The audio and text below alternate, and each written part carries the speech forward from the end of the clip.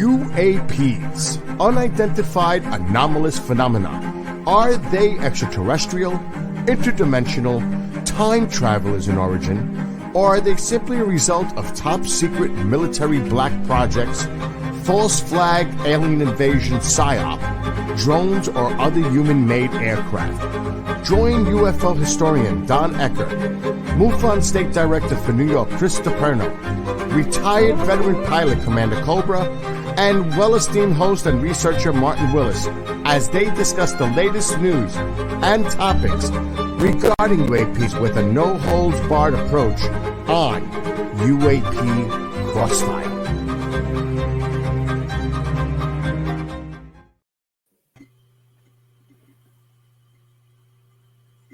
Hello, everyone. Welcome and Happy New Year to you all. First of all, it's just us three. We the opening of the show kind of said a few people that aren't here. So missing tonight is Chris DePerno and Don Ecker. And we have an addition tonight. Marc D'Antonio is joining us down below. Oh. And I begged Commander not to wear those glasses. And that's why the glasses showed up. The more you beg. That's why they're there. Yeah, that's right. And I'm sure it's going to bring on the kind of emotional need out of the audience tonight. Turmoil. As it usually does. It's the first show of the year. Happy New Year to the greatest audience on the planet. And Happy New Year to everybody at KGRA DB. Yeah, absolutely. That's right. This is so cool. And Marc I like those glasses. Marc, yes, sir. For the rare person that doesn't know who you are, you're an astronomer. You have an interest in this.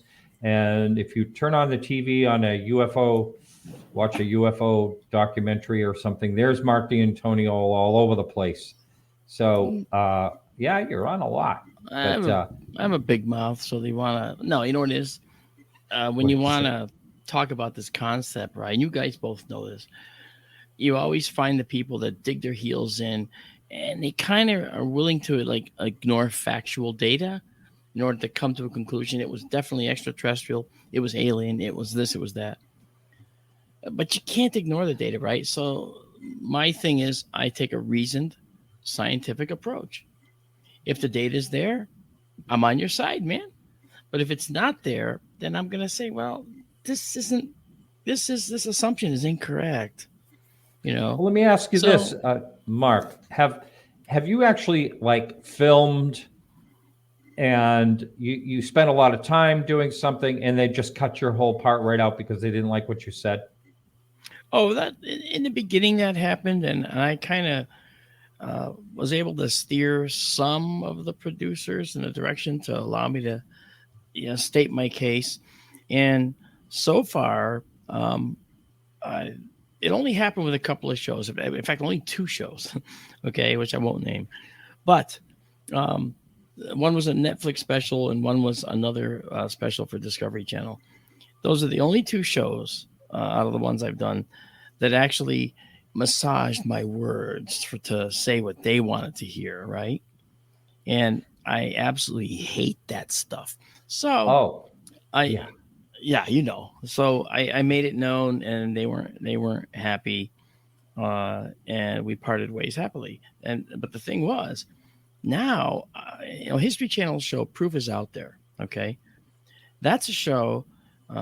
Tony Harris, the host. I mean, that show.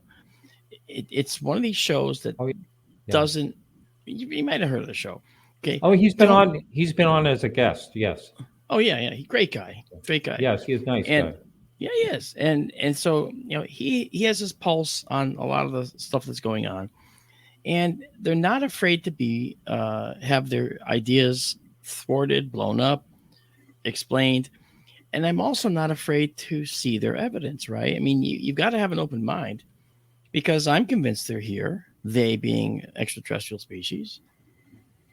Cobra's convinced they're here. Okay, just look at him.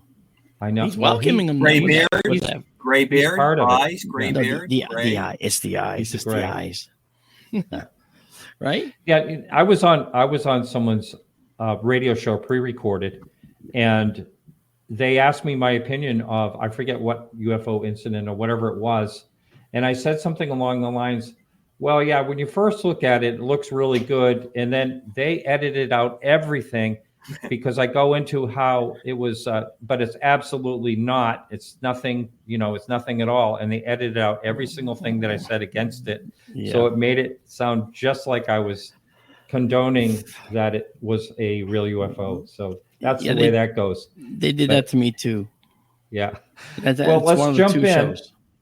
Yeah, this is a show tonight about 2023, the year in review, and I'm just going to read over some of the highlights. I thought it was a banner year myself, and there's a lot of people talking out there that 2024 is going to be when all kinds of things happen. We'll see.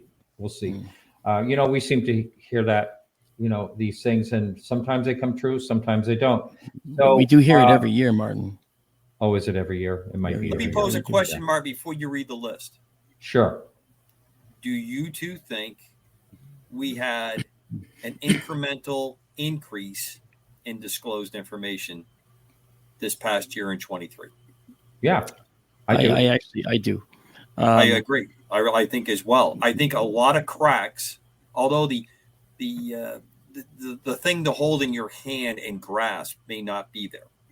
I don't think anybody here expects that. I don't think it's needed. You guys know my personal opinion that I don't need anybody outside to confirm what I believe in this particular subject. But I think a lot of cracks on how information is packaged, distributed, is showing. I agree with that. I think that 23 was an important year for that. If you step back and look at some of the things that occurred, I think your list, Martin, really reflects that. I was going to say that the stuff we're going to talk about tonight is going to illustrate what you just said. Okay, so I'm looking forward to this. Thank you for inviting me, by the way.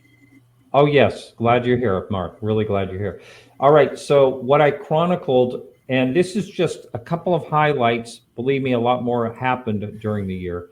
But February 4th, the U.S. shoots down a Chinese spy balloon in South Carolina, and yours truly was right underneath it. A lot of you people that listen to this show, listen to my show, know that I happened to be right under it in Myrtle Beach when it was shot. That was pretty exciting. And so there was also another shoot down in Alaska on February 10th and on the 11th, high altitude in the Yukon. That cost the U.S. government $1.5 million to shoot all those three down. I thought it was really interesting that they were done in succession like that, one right after the other. Okay, next, there was a lot of talk about whistleblowers and crash UFOs and reverse engineering prior to David Grush coming out. I heard the chatter a lot from people telling me someone was going to come out.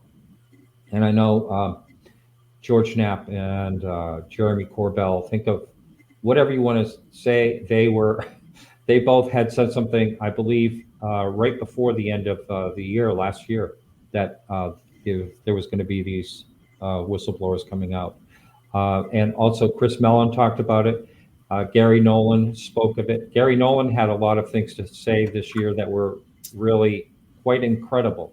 He also held the SOL, the Soul convention out in California. That was very, very popular, and I was very sorry I missed it. Okay, in April, there was a Senate Congressional hearing on UAP. It was not a lot of action there, not really highly attended at all, but that changed in July, of course. We'll be talking about that in a second. May 31st, NASA's Bill Nelson discusses a budget to look into the UAP problem, if that's what you want to call it. And they budgeted a whole $100,000 for that. I think that's pretty. Is that before inflation or after? That's buying one lunch for NASA for everyone that works there, probably. And I did want to point out that there was a lot of people that came forward and really pushed for transparency. And I got to give it to people like Tim Burchett and Anna Paulina Luna.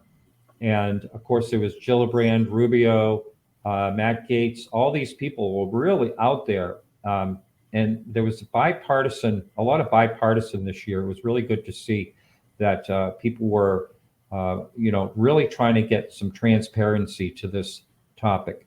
June 6th, that's the day that Ross Coulthart had his interview that came out in News Nation, and also the debrief came out with Leslie Kane and Ralph Blumenthal's article about David Grush. So that was June 6th, and that was really something. And, I don't know if either one of you remember, but it was supposed to be like a week or something before. I remember people talking about, oh, something's coming out on Monday. You're not going to believe it.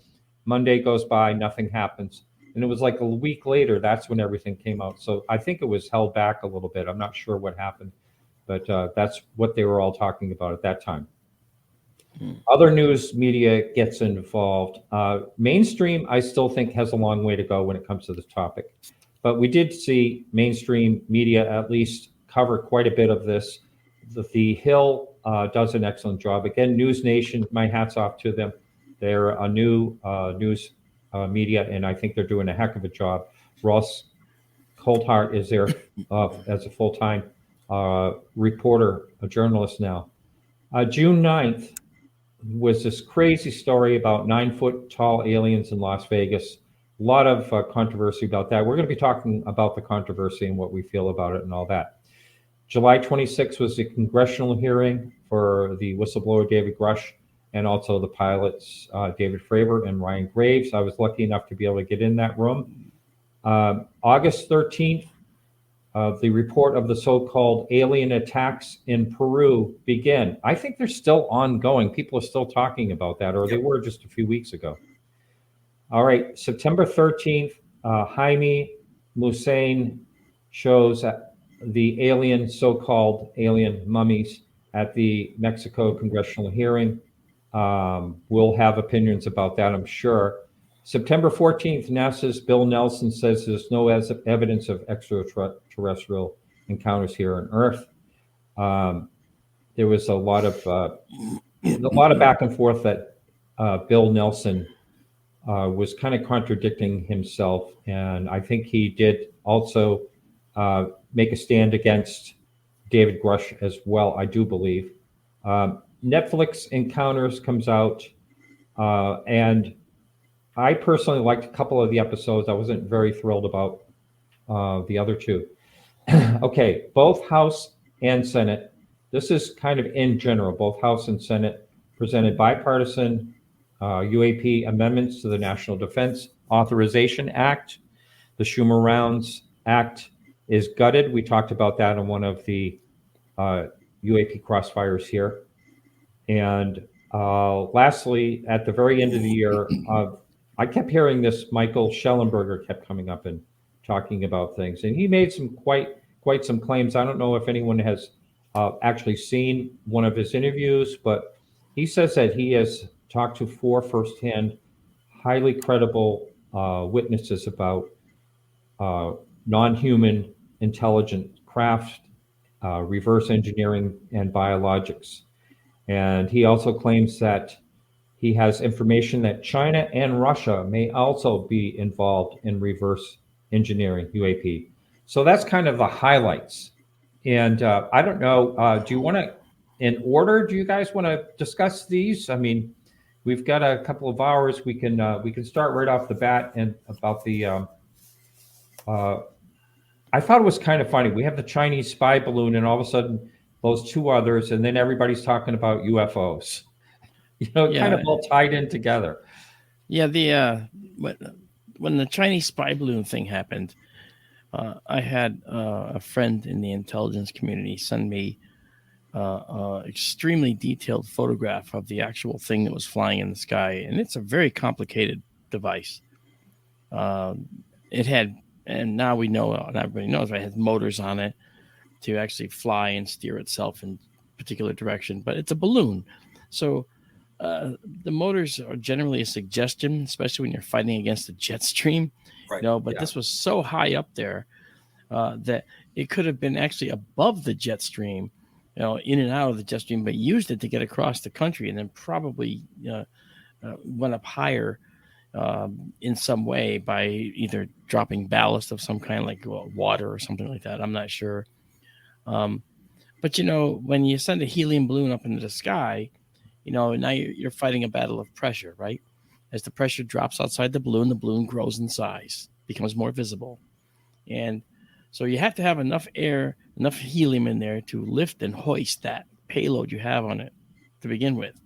But as that balloon gets bigger, there you go, right? That's actually not the Chinese balloon, but it's another one that was similar that we produced. Actually, I think that's a different one.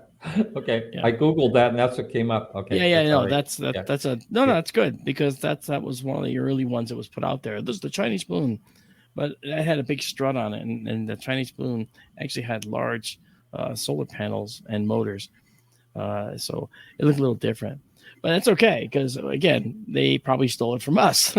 In fact, they were using American internet companies to send their data back to them. So it's like, oh my God, I know, why not? Hey, we make the provision and we take their money. So, so anyway, when you were down, there was Virginia Beach, I think you finally saw it, I believe, right, Martin? Myrtle Beach. Okay. Yeah. Yeah. Thanks, Commander. When you were in Myrtle Beach and you saw it up there, did you know you were looking at the Chinese spy balloon, or did you go looking for it? I had just come back from a cruise, and the last I had heard, the Chinese balloon was in the Midwest. So when I got out of the car, the real estate agent said, "Well, there's the Chinese balloon overhead." And I said, "Yeah." I laughed. I said, "Yeah, it looks just like it." He goes, "No, it is it." And then we saw these fighter jets moving around the sky. And I have another picture too, exactly when it was hit by the. Well, you got a great video. You have a great video. Yes, I do have a video too. Yeah. Obviously, but anyway, the missiles they fired didn't have a warhead. It was just like a needle trying to puncture that thing. It was a ballistic shot. And if you got close enough, even if they didn't hit it, a hell of a good shot, by the way. Yeah. It would have, just by the going close to it, would have caused the balloon to collapse. It would have ripped it to start. Wasn't that thing like 100 feet high or something? It was really big. The balloon? Right?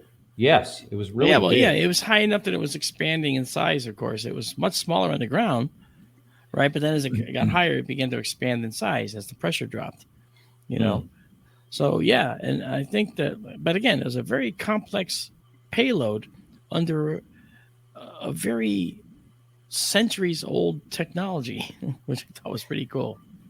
Well, there's a couple of things I find really interesting, direct connection to UFO, UAP activities with this whole event. The first one is one of the rumored activities that was occurring at Roswell was our version of a similar balloon system to monitor atomic detonations over the Soviet Union.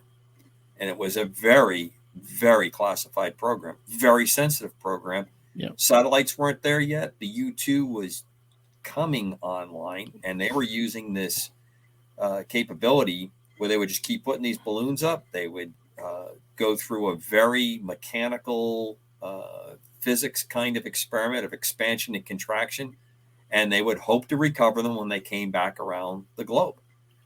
They had to do that because they couldn't transmit the data. Right. So they had to collect film cans to go forward. They had to collect Another film one, cans. and I want to put a shout out to Ray Skamansky. He wrote 50 Shades of Grays, and then he wrote Swamp Gas My Ass. And the reason I bring up Swamp Gas My Ass, heck of an interesting guy, engineer. If you haven't read his books, he's got a few others in this series. Tremendously interesting character. I've had a really good phone call and email relationship with him. He was at Wright-Patterson and started his look into UFOs. He got interested, and he takes a very engineer kind of approach to how he did the work. Well, the Swamp Gas My Ass book talks about an F-106 that chased something over the Great Lakes, and it's the two pilots. He does a tremendous job explaining what they did, what they encountered, what happened. They obviously had something that they had seen over the Great Lakes.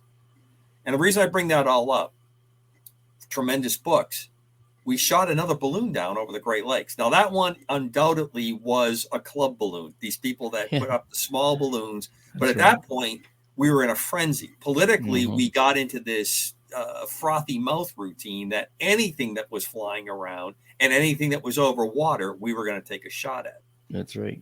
And I think it's very instructive to possible reactions to other things that come up, how we're going to do that.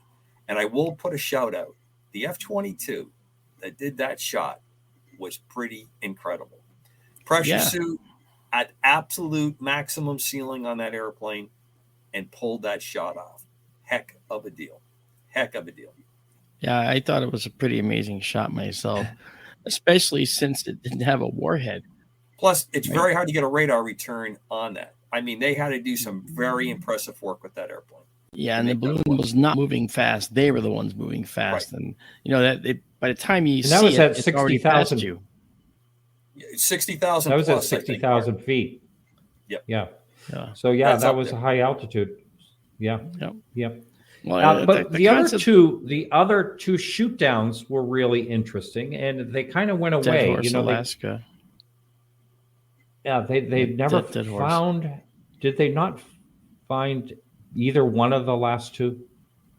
The Dead Horse Alaska one was that they identified where it went down, but it was in a frozen area of the ocean there. So it's there somewhere, but the weather it's simply prohibitive to go up there and try and hunt for it. Well, I'm going to say I slightly disagree since I flew Dead Horse Alaska in a little tiny airplane. Nothing as sexy as the airplanes these folks are using. And I flew there when the sun doesn't come up over the horizon over Christmas in 2016. Yeah. And there were people out on the ice putting expeditionary airfields where they practice basically carving a runway and making a facility. So I'm a little bit doubtful that we couldn't figure out how to get a helicopter up there or a recovery team. And when something drops out of the news rapidly, and I know we live in a crazy news cycle, and I know that we have 2 minutes worth of interest and 2 minutes worth of attention span, my antenna go up. You can't see the antenna. The glasses is all you're going to see tonight. No was antenna. Looking tonight. hard to see. Martin couldn't stand it if my antenna popped up, but that one still gets my attention. Yeah, I'd like to know what went down in Dead Horse. Now they say it went down in Dead Horse, Alaska, but it doesn't mean it went down in Dead Horse. It could have gone down anywhere within 100 miles or more of Dead Horse. And up there, I have no idea where that is. I wonder where it is. And the Lake Huron one, well, if it went down in the lake, I actually had said when they shot that one down, I said, there's a university or a ballooning club that's now really pissed off because they spent $800 to get their balloon to space kit, and it got shot down. So where that is a badge of honor. But consider the immortality of all the clubs in that part of the world that are claiming that they have been besmirched, and the fun driving that you can get out of something like that. You know what? And they probably will be able to put up a bigger and better one very soon and take it up to 120,000 feet with Robbie the robot on a little stand sitting out there looking at you from 120,000 feet as the latex balloon bursts over your head. I think that's cool. I think that's something worth aiming for. I know. It's interesting, though, balloons and their connection to historical UFO sites, events, and even in our sophisticated times or so-called sophisticated times, it still comes up. Yeah. And you know what? NASA hasn't stopped their love affair with the balloon. How about that?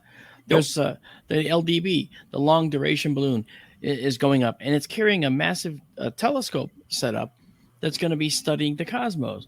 Okay, so why are they doing that? Why not satellites? Well, there's a bunch of reasons why balloons are better than satellites under certain conditions.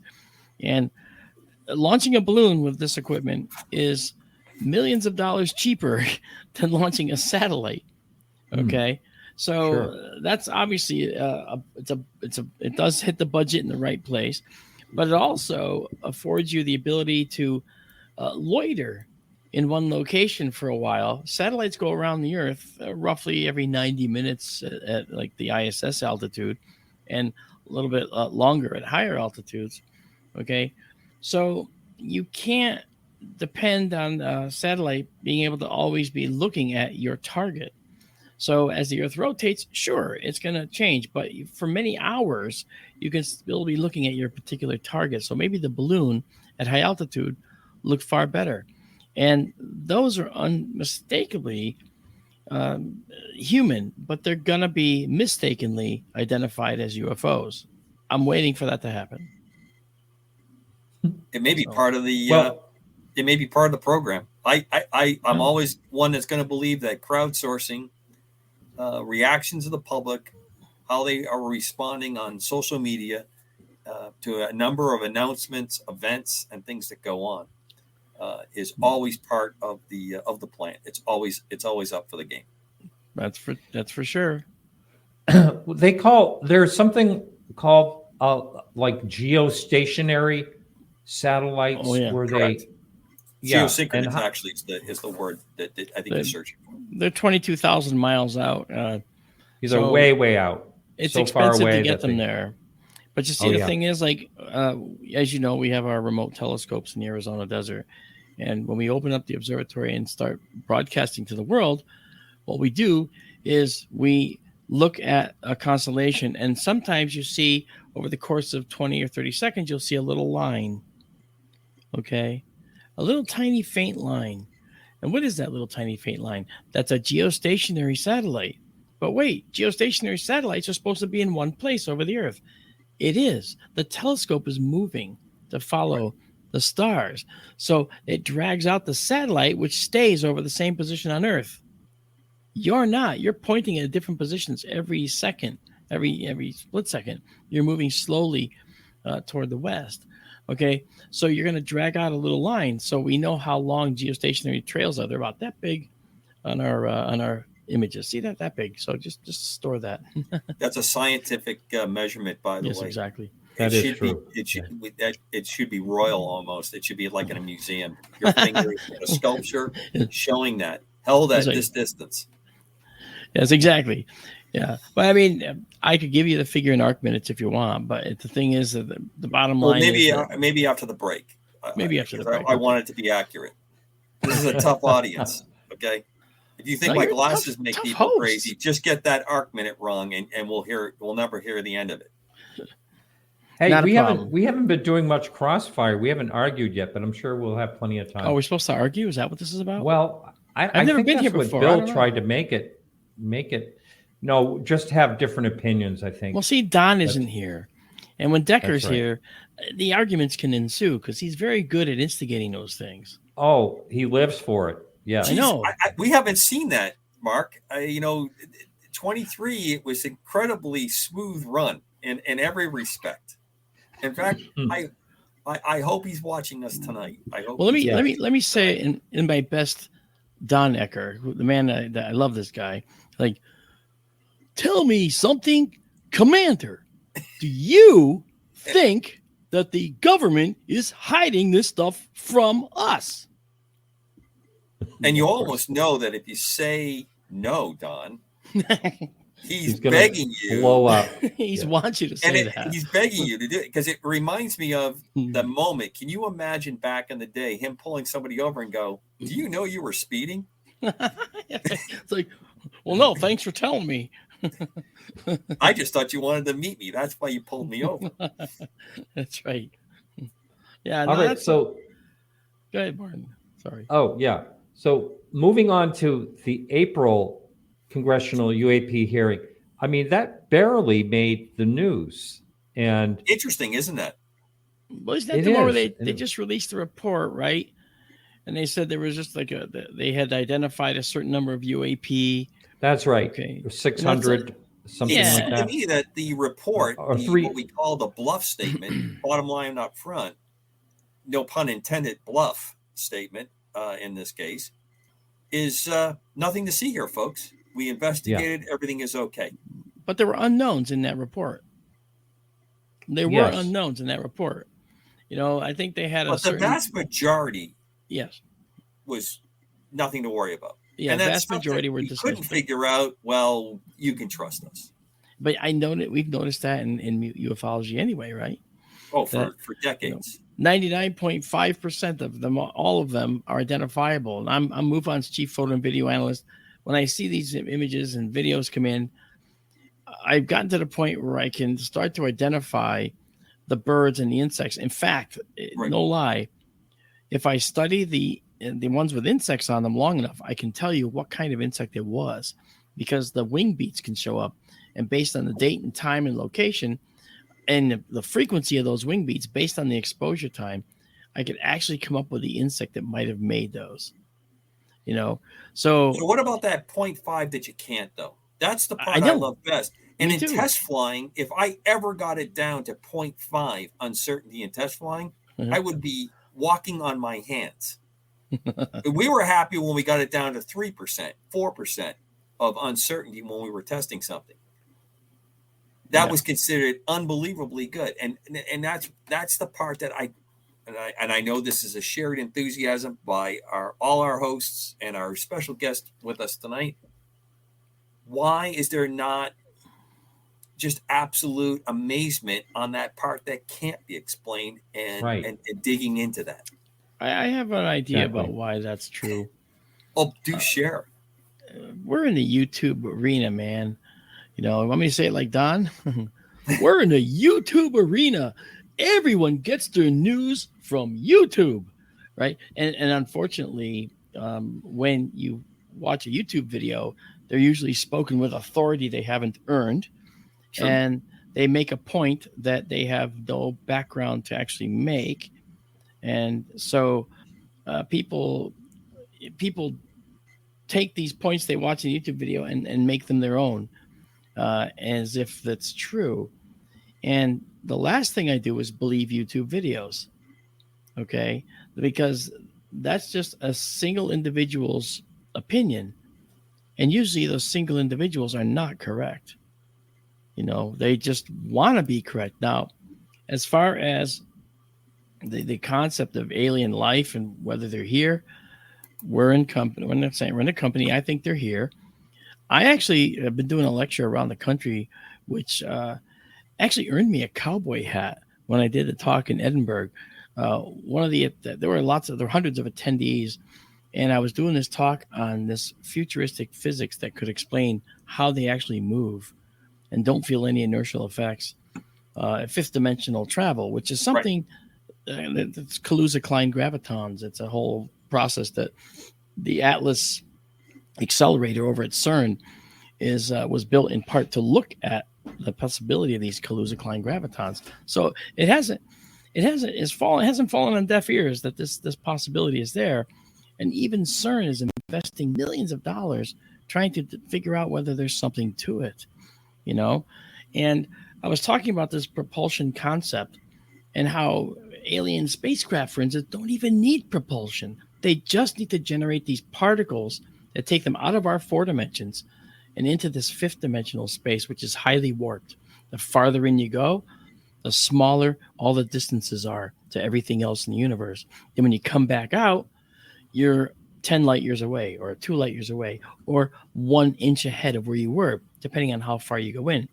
So what that necessarily means is they oscillate back and forth between this 5th dimension and this 4 dimension, XYZ moving through time. What we all know as the universe. But they oscillate back and forth. And do you know something? That oscillation and the effects therein are exactly what's reported. The color changes, the flickering, the vanishing from one spot, reappearing in another. Oh, yes, I can give you all the science for why that happens too. And, atmospheric scintillation could explain the flickering. Losing something in the sky because our eyes are always hunting. Okay, the autokinetic effect can explain why it looks like it's there when it goes over there. But, the bottom line comes down to this. You can't discount the possibility that we're seeing this advanced physics in play. And all an alien ship has to be is, there you go, an alien ship. No, that's a 5th dimension. Yeah, 5th, yes, I get it, yeah. All an alien ship needs is the ability to push itself into that 5th dimension by surrounding itself with these particles, all right, and then come back. Now, how would it do that? this explains their shape. Everything ties together. That's what's interesting. Remember the flying saucer? It was round. The triangle, okay? It's round inside. You can describe a circle inside a triangle. They're particle accelerators, and they're generating these particles that take them out of our 4 dimensions and into the 5th. And when they do that, they can literally appear to just vanish from your sight. Something we're not familiar with in our 4 dimensions. We don't ever see something simply vanish for real. You can't be standing in front of me and then boop, you're gone, and your glasses fall to the ground. Okay. Well, that the glasses would too bad go the with glasses. Too bad the glasses wouldn't vanish. But yeah. Oh, Martin, come look at this. This is cool. But the truth is, if that technology is in play, you know what that means? It means that there's no propulsion on the craft. It just is an accelerator. And this explains why they look the way they do. It explains the effects we see them. It explains the effects on the ground. It explains the visual effects. It literally explains everything, nearly everything about these craft. So we'd be remiss if we didn't look at this as a possibility. And so that's why I'm on board with it. And I did the talk in Edinburgh about this. And there was one guy, he was so taken by it, he gave me his cowboy hat. Okay. Now, do you know what a cowboy hat means to a Texan? Big deal. That's a big deal. So he gave Mark, me this cowboy hat. Quick question, Mark. Following that theory and following that line of thought, and I'm completely agreeing with you. If you were reverse engineering this, if you were stepping in the pathway to achieve this, I find a lot of room to understand UAP/UFO events that have caused rather crude effects on people that have been around the craft, things that aren't properly shielded. I think there's a lot to be seen that if you're imitating this, it's to me like the fission fusion. Fission is it gets a lot of great results. It can do a lot of wonderful things, but it comes with a lot of side effects that we don't. It's dangerous, yes. Fusion does, but it really takes some advanced capabilities. Yeah, it does to contain a fusion reaction that works. And fusion. That's why I'm in such a radical or complete agreement with you that we are still working with balloon type physics here. That's right. And this is where it's headed to. Right. Keep this in mind. Okay.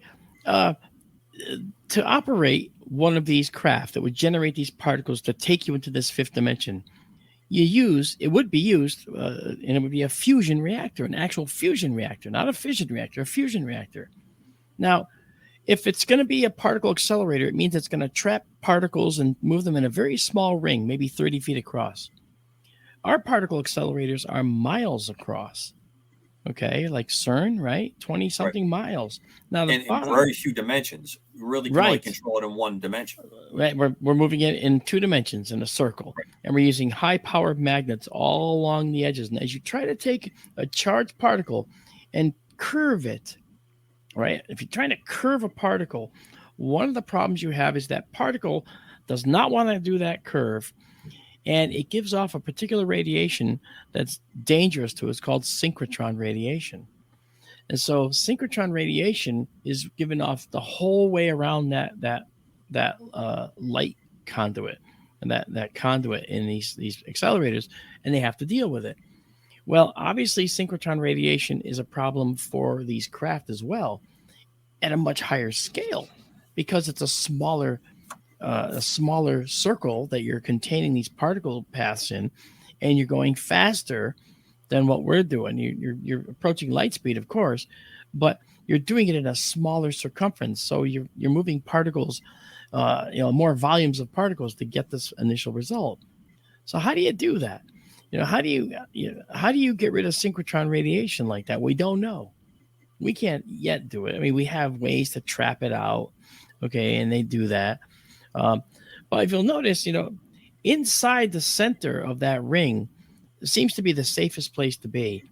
And so what happens is in the middle of the ring, that's where the occupants would be. The outer ring is actually the accelerator. And even they can't be in that because that would kill them too. They're organic beings and they are fallible. They do crash. I mean, I'm telling you, I think they're scientists and they're just traveling because they figured out how. And it doesn't take long. You could go from here. Let's suppose we're using this technology. You could go from here to Alpha Centauri, theoretically, in about 20 minutes, right, with this technology. Now, if you ramp it up even further, you can get there even sooner. Now, the latest contender was the Alcubierre drive, and that would be 5 days to Alpha Centauri, as opposed to now, with our current technology, 10 to 11, maybe 12,000 years. Right. Okay.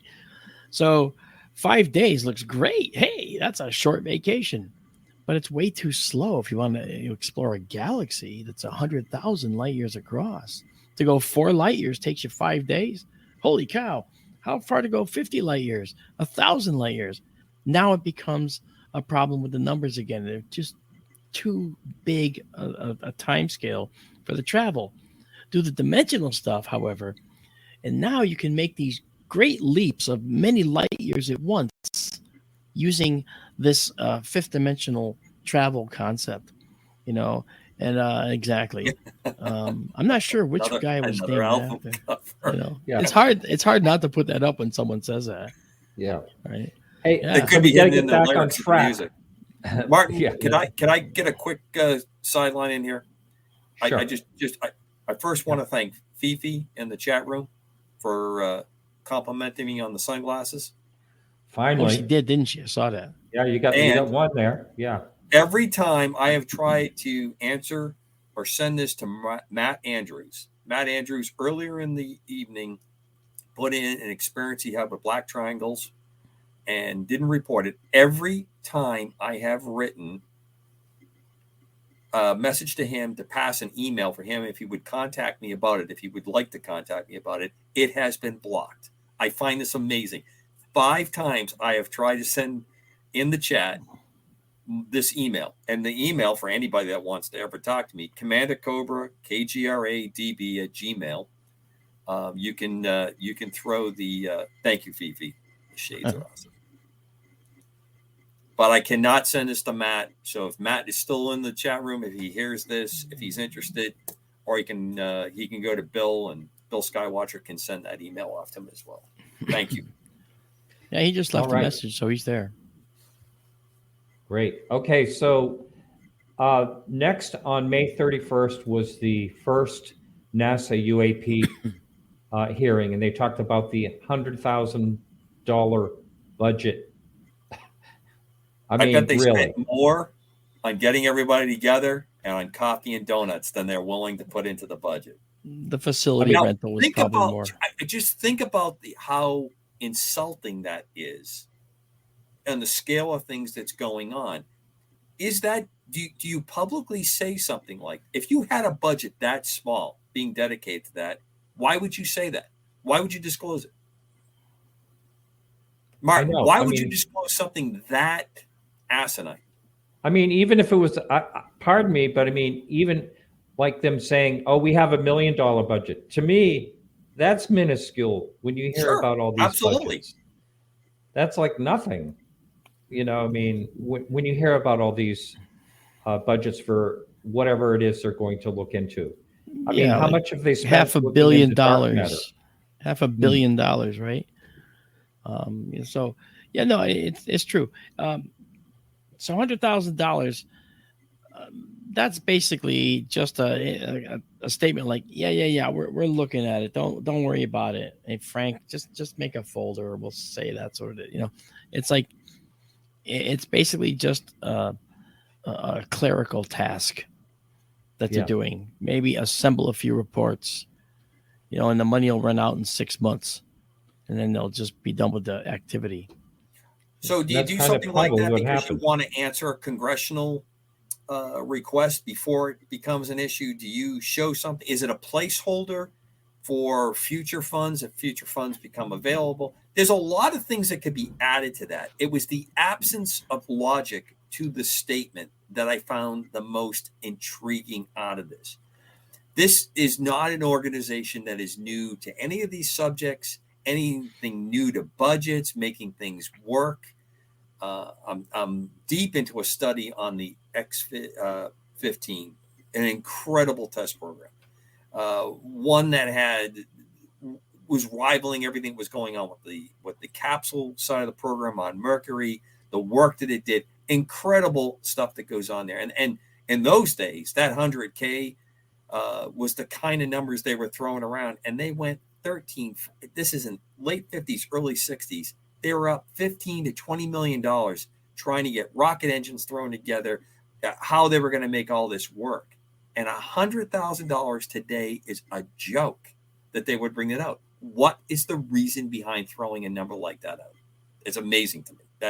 It's intriguing to me. They throw something like that because they want to catch a real knucklehead like me, my attention, and they got it. Well, maybe they throw that number out there because that's their way of saying, we know this is going to be an insult to you guys, and that's precisely why we're showing it to you. 100,000, yeah, we'll give $100,000. We only told them $100,000. $100,000 for this activity. Yeah, that's it. So That's the idea, right? Maybe they know it's embarrassing, and maybe that's the idea. Because NASA has never, which is what the weird thing is, though, every single mission to Mars undertaken by NASA has had as its one of the major tenets the past or present exploration of potential life. So why are they so against the potential for life that has come from elsewhere? You know, you look at Earth, you look at how we're made out of carbon, fourth most abundant element in the universe. You know, it happened here. It happened elsewhere. It's that simple. So let's find them. They're looking for us, so let's look for them. Maybe we already have. Well, I think they already found us, yeah. Okay. And maybe we've already made contact with them. And maybe that's true, you know. And you got to keep in mind, okay, the thing that you got to understand, we're carbon-based. So there's another element in the periodic table that we absolutely need as carbon-based beings to survive and grow and evolve, and that is oxygen. So we have an oxygen atmosphere, and that started building up 2.5 billion years ago. So for 2.5 billion years, we've been sending this signal out 2.5 billion light years saying, hey, there might be life here. You know, hey, look at me. Look at this blazing blue beacon. Okay, there might be life here. And that's the kind of thing that, Stephen Hawking said, we shouldn't announce our presence. Too late, man. We started it over 2 billion years ago, and it was an automatic process. You know, life made its own announcement. That's right. And it's going to be signatures in the atmosphere, like you're saying. Technical signatures too, yeah. There we have Bill Nelson.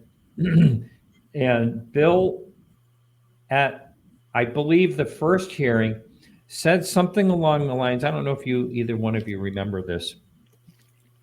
I want to say he said, who am I to say that they can't get here? And then, or something like that. Do you remember that? Very close to that effect. Yeah. Yeah. And then, the second hearing, which I don't know, we might as well talk about now. The second hearing, when they basically said there's nothing to see here and there's no sign, we have no evidence at all of extraterrestrial life visiting here. He kind of did a 180. Like he, all of a sudden he knows now. He didn't know then, but all of a sudden he knows now. So interesting point, Martin. How much money was spent to get to that second hearing? Do you think it was more than $100,000? You talk about the NASA hearing. I'm talking about what was spent to do the investigation to have the second hearing. Yeah. I think that exceeds what they're talking about budgeting. I would think so. I think just you're right. To have the. And as someone said in chat, they already know the answer. That's why they're only going to throw $100,000. Maybe true. Yeah. But you got to understand too, the turnaround from this guy is probably also from the more conservative side of the funding sources that NASA has, that says, don't you be talking about these UFO stuff, okay? Don't be doing that. You know, you want to endanger your funding, okay? Keep talking about it. So they probably strong-armed them because they personally don't believe it's out there. So that's why, instead of who am I to say they're not here? That's a tacit assumption that they might very well be. And his funding sources, the people that are funding him, probably don't want to hear that, because they don't want to be labeled crazy tinfoil hatters. So he probably felt the pressure, and that's why he reneged on that. That's what I think could have happened. Very well could. That actually makes sense. I believe. Unlike some of the stuff I say. No, I think that's really a good point. And Mark, we would never accuse you of being a broken clock, right twice a day. And I don't know if the first one, the first hearing or whatever it is NASA had on the UAP, I thought was better than the second one. I don't know what you two thought about that. It seemed to, well, first of all, when they had the first one, that was very historic. I mean, this is one thing you got to say about 2023. It was a heck of a historic year when it comes to this topic. Yeah, there was disclosure by the U.S. government. To a level to some degree, mature conversation that they attempted to have. I will grant that, absolutely. Yeah, I agree with that. So, but I got the feeling that for years they were running an inquisition, and then they wanted to have a hearing to say, okay, we were wrong in the inquisition, but they never really said that. And I guess that's where they never said, all the stuff that we did in the past, some of the mistakes that we made, there was no even attempt to brush that. Then you get into that very very uncomfortable 1 week, one hearing, one presentation. There's something going on. The following one, now we looked at it. We took some hard cash. We pulled out 100 G's, and we have come up nothing. It's all good. A whole 100 G's. I'm sorry, I just think that is really funny. I think when we come back from the break, we're going to break here in just a few minutes, but let's talk just about your thoughts on people like Tim Burchett, Anna Paulina Luna, and Gillibrand, Rubio, all those people, Matt Gaetz, all those people that had the balls, basically, to really try to push for transparency and really get to the bottom of this. I think that's really fantastic. When have we ever seen that before? Not in public disclosure, not with the engagement. And if their hearts are not pure, if this was a political ploy purely, I'll still take it, because it's pushing something in the direction of what I hold dearest, liberty. I don't want this kind of nonsense that my government doesn't work for me. Let me know what the facts are. Let me know what is true, what isn't. And if it's a threat, if there's another problem, I want to know that. I don't need them to filter it for me. And I think we're well past the point of studies from the 50s and 60s of this kind of announcement will make the world collapse upon itself if it comes forward. And that may be what, as I think Don has said it, Chris has said it, Martin, you definitely have. You were foretelling this years back. Is this preparation? Is this preparing us for something that they can't control, or they know is inevitably going to come out? Maybe. But I think from a political standpoint, a very diverse group of people that you named there took a pretty big step up on it. And if it was testing the waters, they did okay with it. This didn't turn into a ridicule thing for anybody out of that. And that's a good sign. That is a very good sign to me. Yeah. And the thing that I find fascinating, looking back at the year was the fact that they said it over here, then over here, then over here, and at different times. In other words, it wasn't all to just satisfy one particular storyline in one particular 5 minutes in front of the cameras. It was an ongoing process throughout the year. And to me, it's significant that now we've heard from officials in our government for the first time that they're actually looking at this seriously and admit that there are unknown objects in our skies. When that's something that the U.S. government has never, ever said, lest we forget. Well, they did and they didn't. You know, I mean, you talk about what's that report in 1947? What am I trying to think of? Where they said that's not fictitious. These are, you know, credible witnesses seeing incredible things. I forget when what that report was called exactly. Yeah, but you know what I'm talking about. So, but I mean, they have, but not like not physically in a public venue. You're right about that.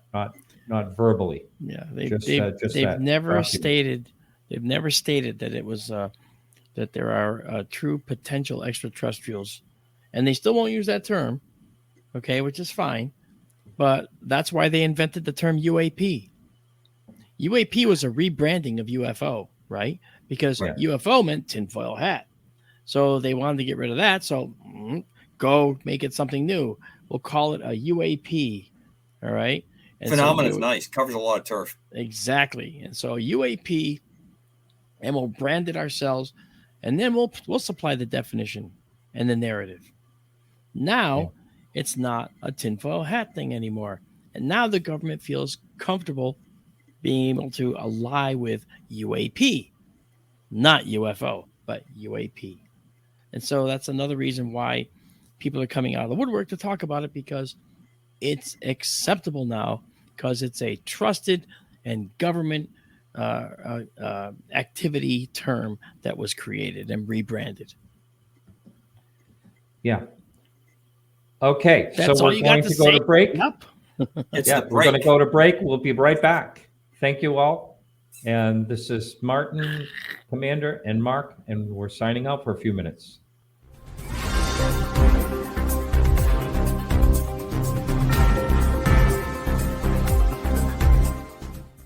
Hey members, the new KGRA DB app is now available on iOS and Android devices. Gain on-demand access to any KGRA DB programming. Download any show directly to your mobile device to listen or watch on the go. Go to the App Store and search KGRA DB.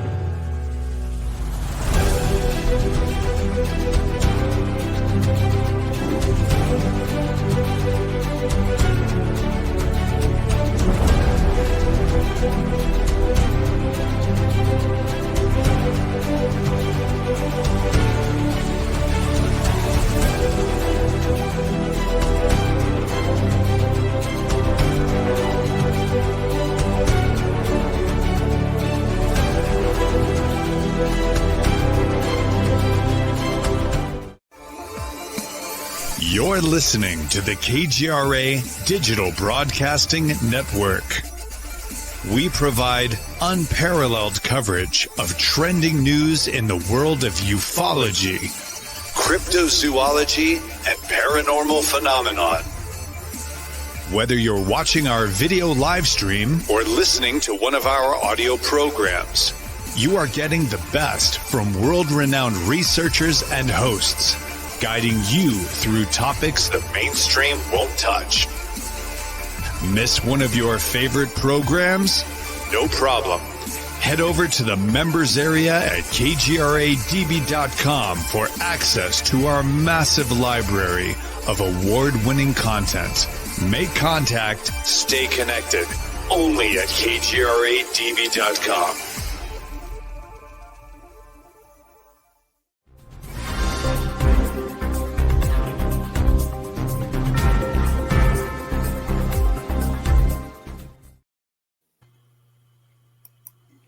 Hello, and we're back.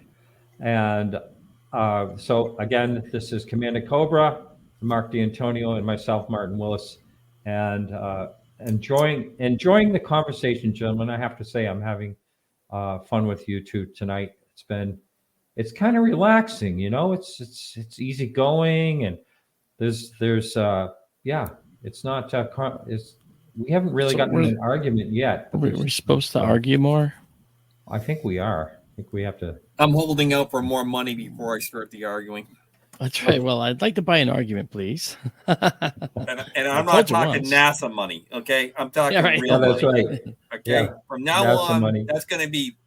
I'm not talking NASA money. I'm talking Pentagon money. That's the kind of money we're talking. Now, see, the problem I have right. is that I agree with both of you guys and the way your takes. I don't have anything I disagree with you guys about. So that's why this is becoming kind of a love fest. I think that's what it is. But you know, it's good. It's good to mix it up, so we don't always have to have these things where I almost stand up and walk out. You know, that type of thing. That I'd like to see. Has that happened before? Almost. No, but we got through it. We got through it. Commander brought us back in together. He smoothed it over. It was like that scene in Top Gun. Okay, I had to get everybody back on the target. You know what I mean? That's right. All right. So this is what happened next, June 6th. So all of a sudden, like I had said, it was the week. It was supposed to be the Monday. I believe the Monday before. Everyone was saying, and even at Bill at KGRA Radio. I mean, he told me, I believe, about 2 or 3 weeks before that we have a major whistleblower is coming out, and he's going to be talking about craft. I can't remember how Bill actually found that out. But so anyway, David Grush comes out. You know, there's some people have negative things to say about him. I personally think he's completely earnest in everything that he's done. I don't believe I feel any part of him that is, you know, embellishing or making things up. He did everything the right way. He was an official whistleblower.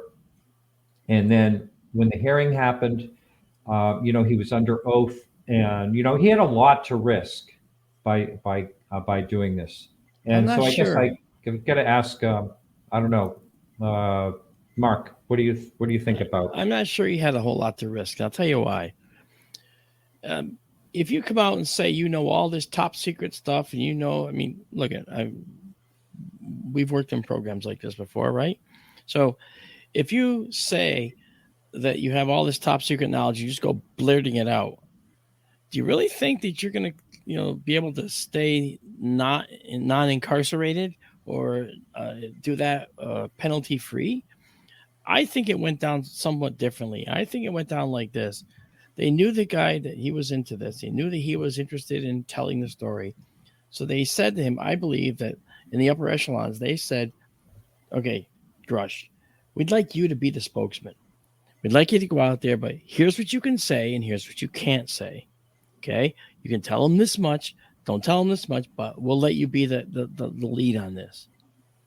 And that's why whenever he spoke about it, he was gleeful and always like, well, he was acting like he was almost autistic, you know, just, you know, going to town and staring straight ahead and gleefully with a smile on his face, telling these things. Well, can you tell us where these ships are? Not in an open session, but in a closed session. Yeah.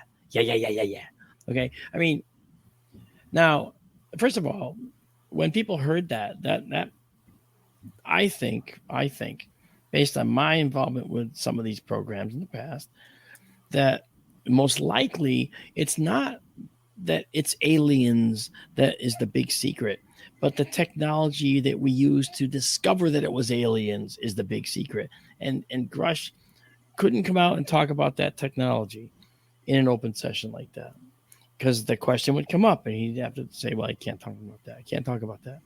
So the closed session, I think, was to say, well, we use this particular TS project to identify this particular frequency that was being given off by this particular ship, and that's how we found the ship. I mean, all the stuff he would have to say would be a giveaway, I think, of top secret information for some type of devices they use to actually acquire these craft.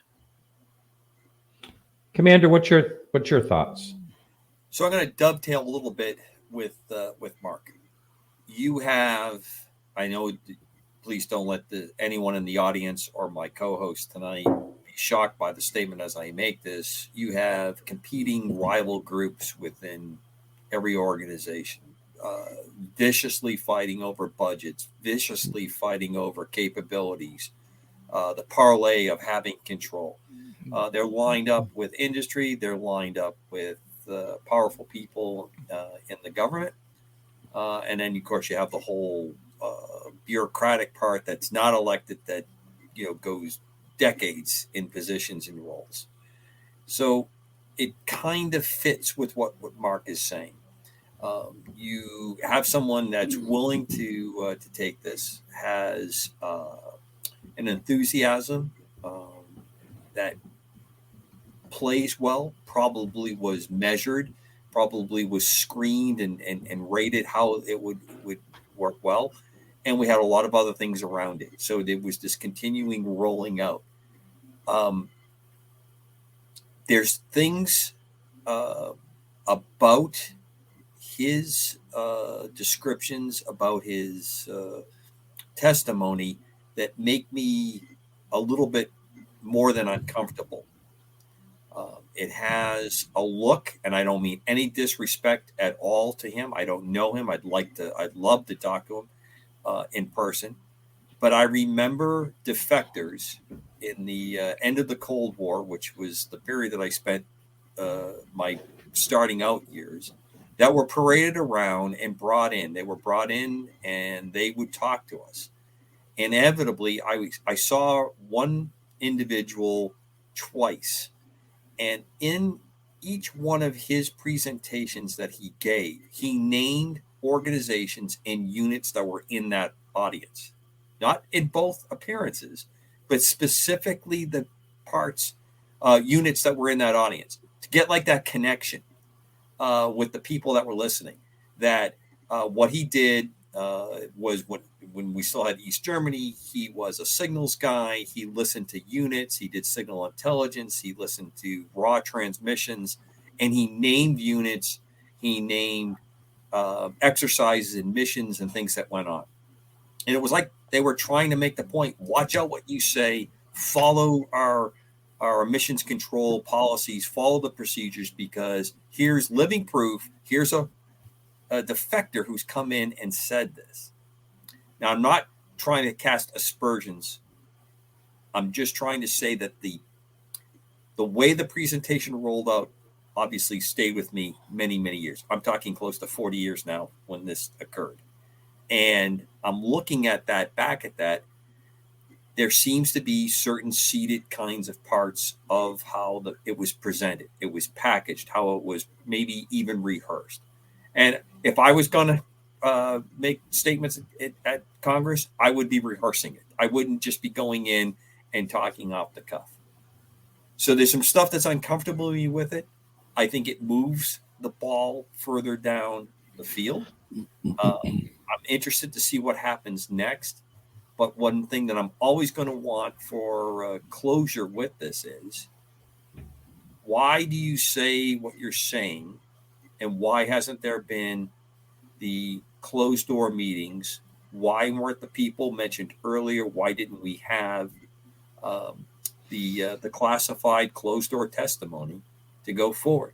Why didn't that occur? Why didn't that happen? Or did it happen and we're not allowed to hear it? Which to me is a worse situation. I don't need them in a classified briefing to come out and say it. I want them to tell me they had the classified briefing. I want to know that was put out. And then I can say, okay, what are we doing about it? You can't disclose it. I think Mark is spot on.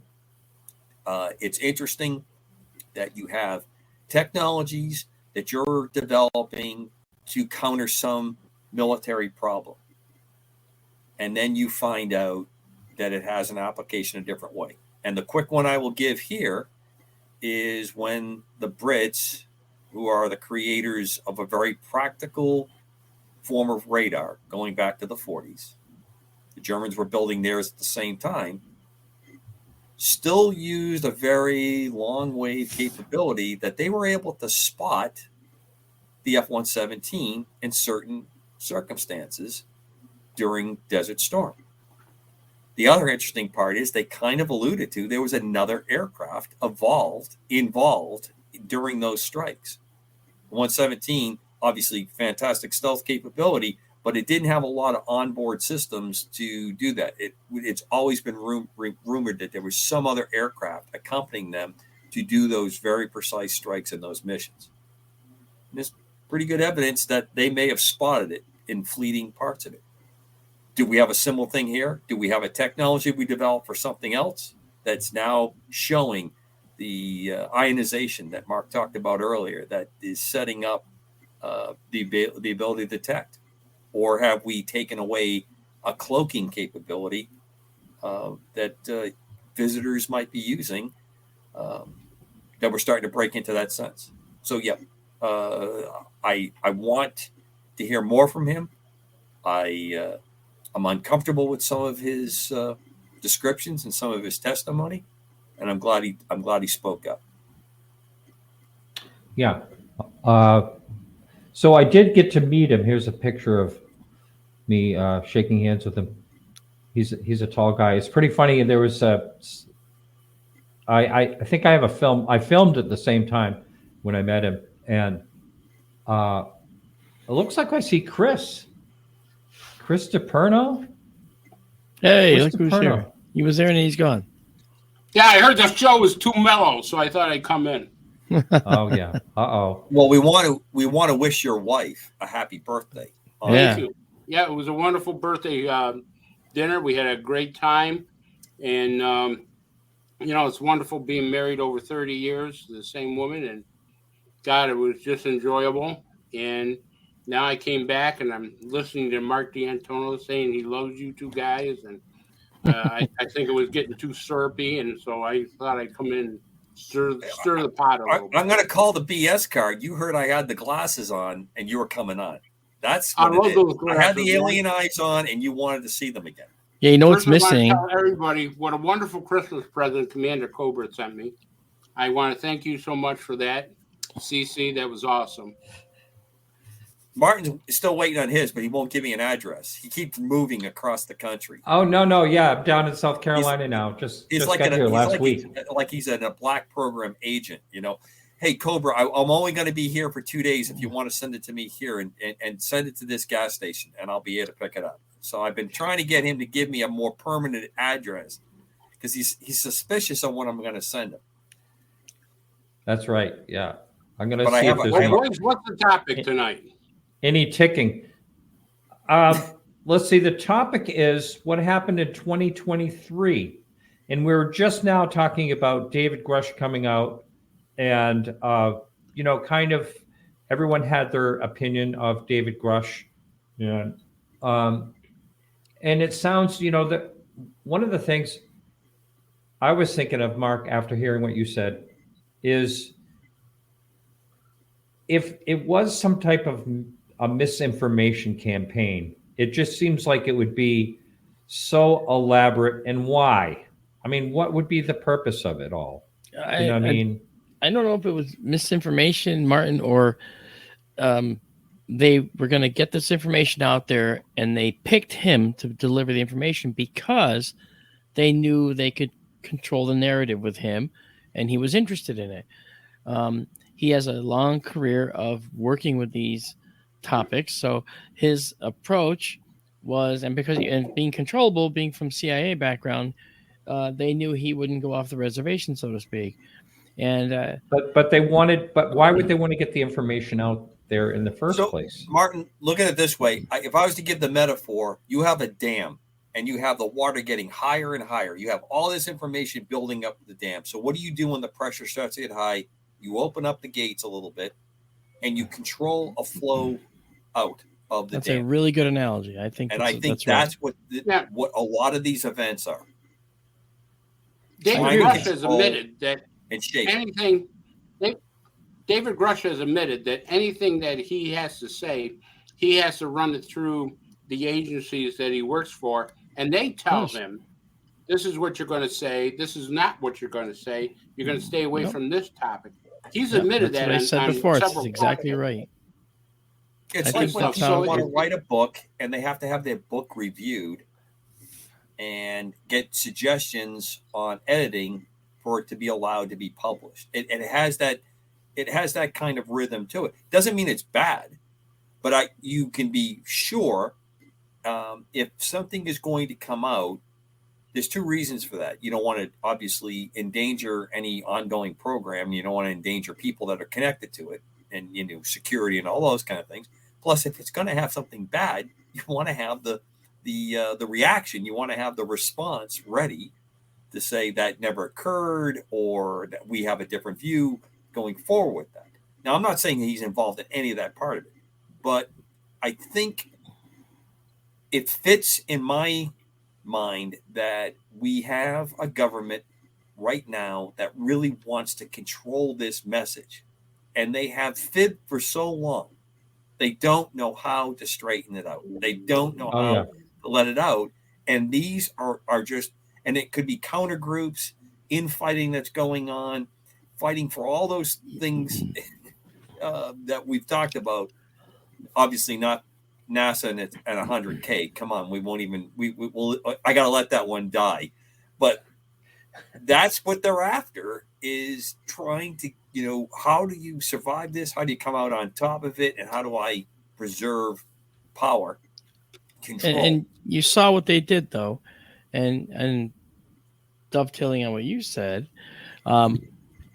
when Grush made his announcements, the whole hearing was over. Wouldn't you know, later on, someone leaks that he's autistic and he's this and he does this. He's had substance abuse, whatever the thing. And they go down into the whole litany of his past. Who's releasing that information? Well, you know who's releasing it. Someone who's not the people that asked him to do this. Right. Somebody else who wanted a piece of that pie is doing this to sabotage and torpedo this activity. Everything is an activity in the government. The thing that Grush did was an activity. Okay, they try to torpedo the activity. That's what they do. The problem is that the government has different agendas. And you can see that when Lou Elizondo says, hey, I've been approached by high-level people saying that this is all demonic. And then there's other people saying, oh, this is all extraterrestrial, or this is all interdimensional. So you have a lot of infighting within the government on what the agenda is. And I think they clash in certain ways to say, hey, we're going to get this out, but we got to do it this certain way. Now, David Grush is a loyal serviceman, and I would not ever insult him because he's done a great deal of service for this country. But he's a tool, and all servicemen are a tool. Well, willing. He's a willing tool. He's a willing to do this. Yeah. Right. But I mean, so there must be something that he knows that he has to put out this way an agenda, because if there's something bad or nefarious or something of that nature, he wouldn't be that willing of a tool. And no, but Commander Cobra said it best, though, Chris, that if the water's rising and it's going to overflow, you have no control once it goes over the top. And but the dam breaks. Right, exactly right. But if you can control the sluice gates and control the level of the water, that's a better option. Letting out some of the water. And what is the water? Well, the water is the information that Grush released. Otherwise, it was coming to a head. It was going to become something untenable. And I think that, when you look at the other senators like Gates and all the others and so forth, representatives that actually went through and started coming on board with this, why are they coming on board? Is that a personal belief they have? And now they're getting a chance to feel like they won't be attacked because we're talking UAP, not UFO. But why does the intelligence communities basically tell Tim Burchett we're almost shutting this down? Because Tim Burchett wanted to push this agenda. He wanted more whistleblowers to come out. Mm-hmm. And then all of a sudden Schumer pulls his bill. Tim Burchett is getting pressure. I think Tim Burchett was threatening to break the dam. And that's what they don't want. They'd rather have that controlled sluice-gate process. And when Burchett starts to say, I want to break the dam, no. Shut that down. We'll do our sluice gate stuff. We'll release it a little bit at a time. We have a plan. So Mark, let me throw a couple things out. Chris has heard it before. Martin has heard it. So you've been involved in a terrible fib for decades. Are people that are involved with this concerned that there's going to be some kind of reckoning for institutional behavior? Different agencies that have been involved in this. Is that part of it? This is the sad part when we lie and fib. I mean, there have been some things that have gone wrong in the military that at the time the military stood there and fibbed. I'll give you a really good example. We were working on terrain following radar for the F-111 aircraft, and they actually fibbed results. And the reason that they fibbed results is that they knew from insiders within then the Soviet Union that they were working on their version of it.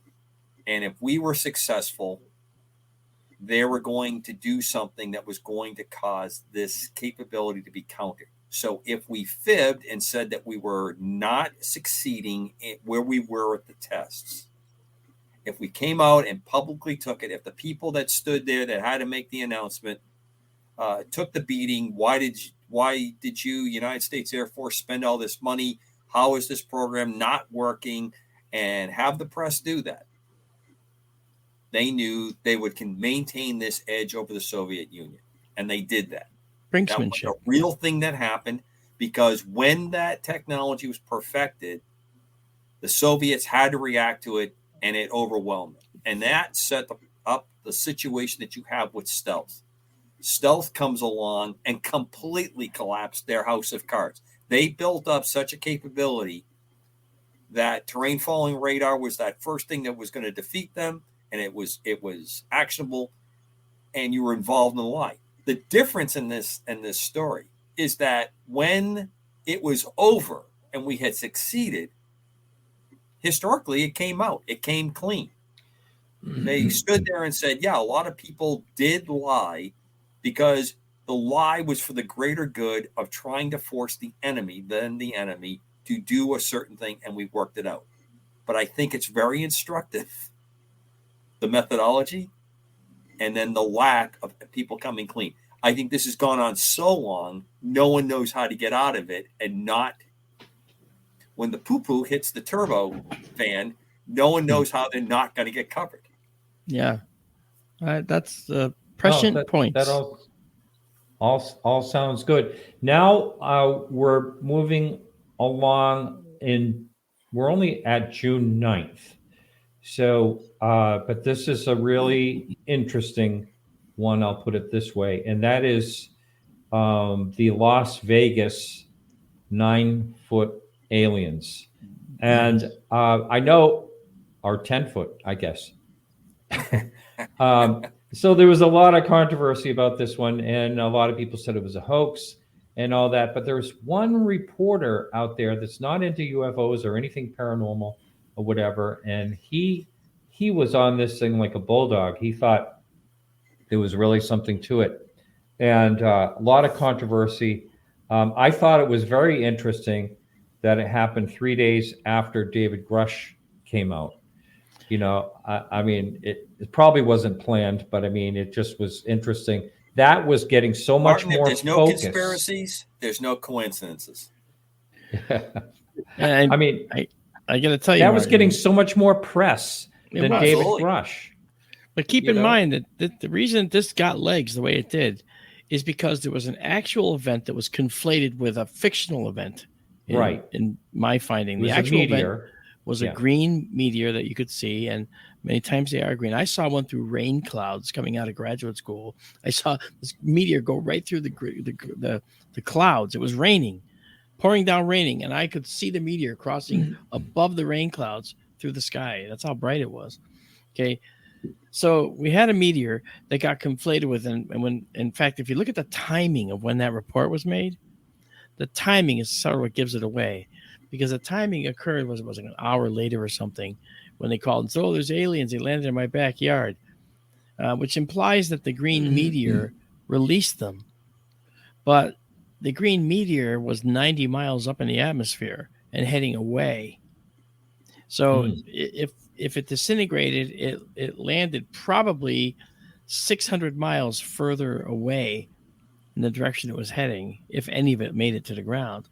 Okay. If it did, yeah. So right away, I realized this meteor and this report have nothing to do with each other. I can tell you that.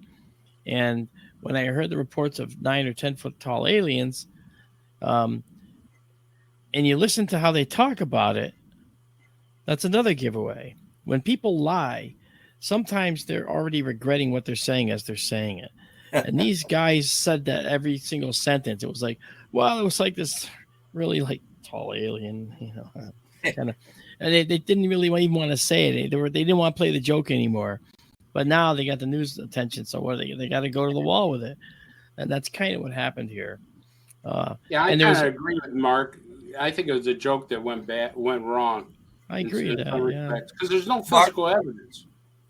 Mark, the only thing I drew a similar situation to, there was some family a few years back that was they were trying to get on like reality shows, and they put up a little hot air balloon up, and then they acted like one of their kids was trapped. I remember that. And it away. Just went crazy, and then they got it, and then the kid shows up for the interview, and you know that this poor kid has been told what to say, for the interview and everything that went on, and he ends up throwing up at the interview, and then the whole hoax comes out.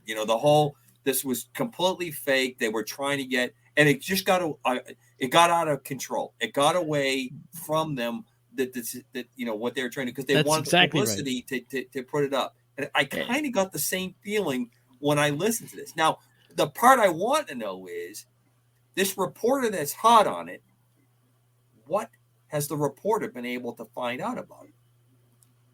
I guarantee it. He probably hasn't found out a whole lot, he or she. I'll look into that in just a minute. But one thing I wanted to say here is, I was just contacted tonight before this show. Someone sent me this video of this girl, I think on TikTok or something, was talking about the Miami Mall or Marketplace, that there was literally hundreds of police cars going in there and a black helicopter and all that. And it had to do with teens basically fighting and maybe fireworks involved and whatever it was involved. But there was, I never have seen so many cop cars come down on one place in my life. Never seen anything like it. But because somehow someone sparked a rumor that there were 10-foot aliens in the mall and people were shooting at them. And that is starting, and it's taking on a life of its own. And this is just hilarious. I think that it can start with someone can't understand why there's so many cops for these teenagers fighting in one location. And so now they're saying, well, it must be something more spectacular. It makes me think that Alien Eyes needs to stay inside the house, Martin, that it could be dangerous to be cruising with these babies. Martin, we're going to put it out to the audience. There's a couple folks that really like the Alien Eyes. If they contact me, I'm going to get them a set of Alien Eyes sunglasses. I'm going to start. I've seen those before. Yeah. I'm going to start something here with UAP. I'm contacting you now. Okay. Martin, we have had several reports. The police have had several reports all through history of neighbors thinking neighbors are aliens. We've had reports where guys have gone out with shotguns thinking that their next door neighbor is an alien. We've had reports of people saying that an alien broke into my house and he lives down the street. This is not uncommon. And this is one of the reasons why I'm kind of scared of how this disclosure agenda is going, because there will be people who will grab a gun and will go after some people thinking that they are aliens because it's already there. It's already happening. There was that girl on the plane this last year that was saying there was a guy that was poor not gal. human. Oh my goodness gracious! Boy, was she convincing! She was so scared. I would have stood right up and said, behind you. "That's me." Can't you see him? How did you see through my disguise? You'll never make it off this plane alive. Oh, I mean, talk about adding fuel to someone did a really good spoof. They go back, they show the camera back there, and it's a dog with sunglasses. Yes. I thought that was great. Yeah. But yeah, so let's see. Let's move on to now we have the July 26th comes around, the DC hearing. As I mentioned, I was there. But I don't know how many people in this group right here actually watched it, or any part of it you did. I did the whole thing. I thought there were some great questions that were asked that day, except there was one, I can't remember his name, but he was rather sarcastic. And but barring him, I thought there was some excellent questions from everyone. And I thought they really ran a really good hearing. I thought that was historic. And the amount of people that, I mean, I was there at 5:40 a.m. Donna and I were there, and we were the second to last. I was the second to last person in the door. Chris Lito was the last person in the door. Of 30 seats, there was over 1,000 people showed up for that. Wow. I mean, I just think that is amazing. I couldn't believe the amount of people. Yeah. Felt really lucky. How'd you get in? Did you like draw lots or something? What'd they do? He was I got there at 5. He was throwing that NASA bucks around. That's right. No, I got there at 5:40 a.m. and I was number 13 in the line, but there was 30 seats and many people cut in line, including, George Knapp and Jerry Corbell and all those there was a bunch of people just cut in. Yes, the people that think they are worthy of cutting in line. Yeah. And I mean, that's when you really need somebody like Don Ecker to be standing right around 14 to straighten out that Get your kind of butt in the back now, buddy. Well, if I didn't call out the people that cut in front of us, we would have not gotten in. I scared them away and they ran off because I wasn't going to put up with that, standing there all that time. And these people, they showed up at 7 and they cut right in front of us. So anyway, but I thought it was a great hearing, and I thought it was very historic.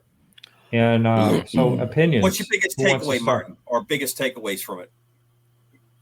Aside from the fact that it was probably one of the more organized, and what I agree with you, the attitude of it seemed to be pretty mature. What was your big takeaway? Well, I would say that the thing that struck me, I don't know why it struck me, but it really did, is when David Grush was asked, about the non-human entities, and he just leaned right into the mic and said, non-human. And I mean, that was such a thing you would just never imagine you'd hear that at a congressional hearing. Right. And but I guess the biggest takeaway is that they took it serious. They took it serious. They were professional. There was no ridicule. There was no. I thought everyone presented themselves very well. David Fravor was excellent. Ryan Graves was absolutely excellent. It was just amazing to see how well they could answer the questions, and I thought they all had very good opening statements, and it was really good.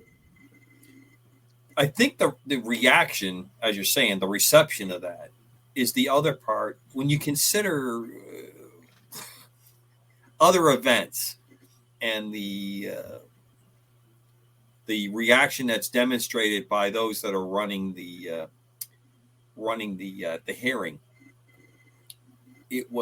that was definitely not what I would have expected.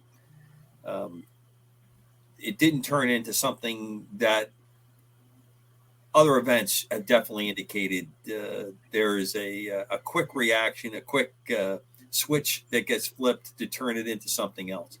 It stayed on target. It stayed on the stuff there.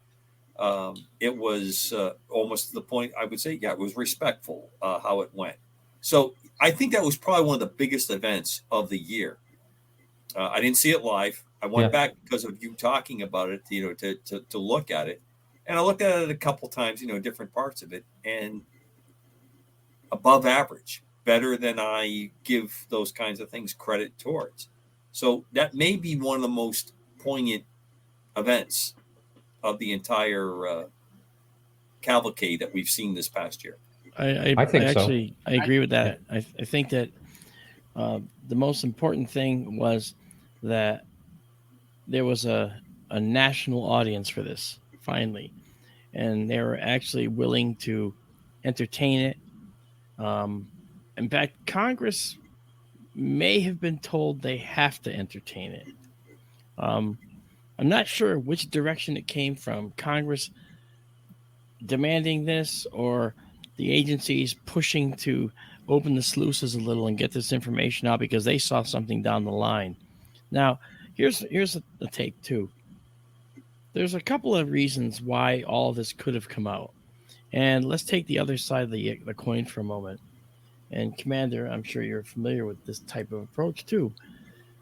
If you have a program you're working on and you need some kind of diversion, okay, this would serve as a diversion for something that could be mistaken for the content of this meeting, okay, if it looked that way or appeared that way. So if they were doing some kind of new propulsion device or whatever, then they could say, see, Grush was right. See, you saw what Grush was talking about.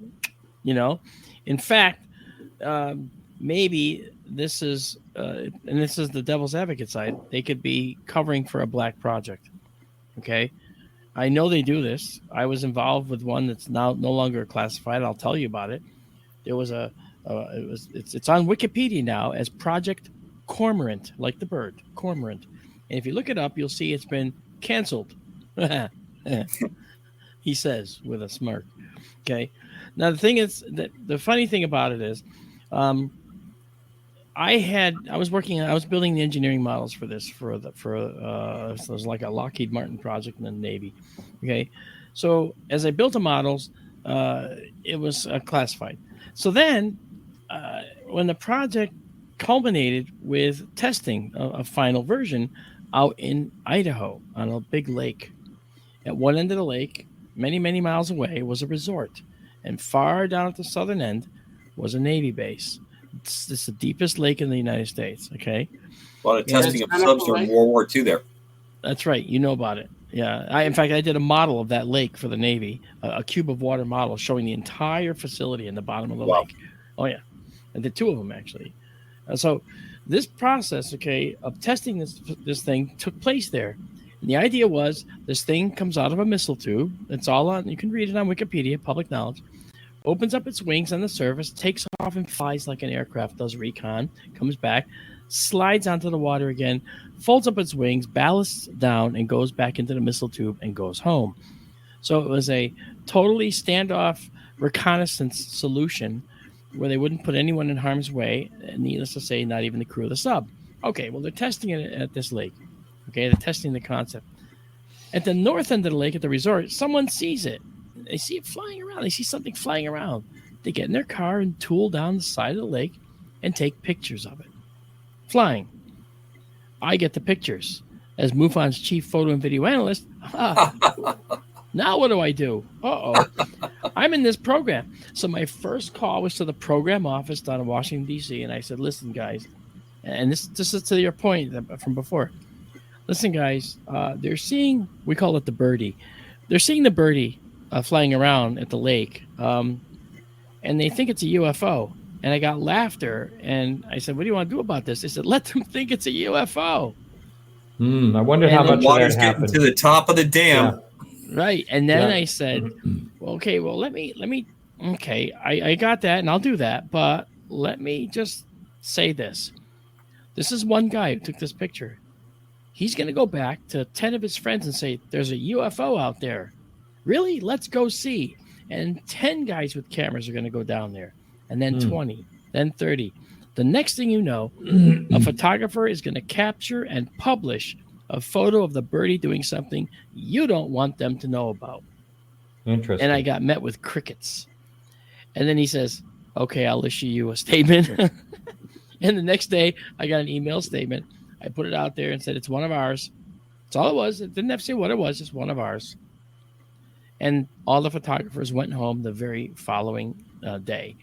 And there were no more problems with photographers. So Project Blue Book. That's really interesting, Mark. Yeah, that's correct. Project Blue Book was caught doing this years later by showing up at UFO conferences, showing up at conventions, folks, not in uniform, getting in there and seeding information to really enthusiastic UFO researchers, enthusiasts, whatever you want to, that were involved.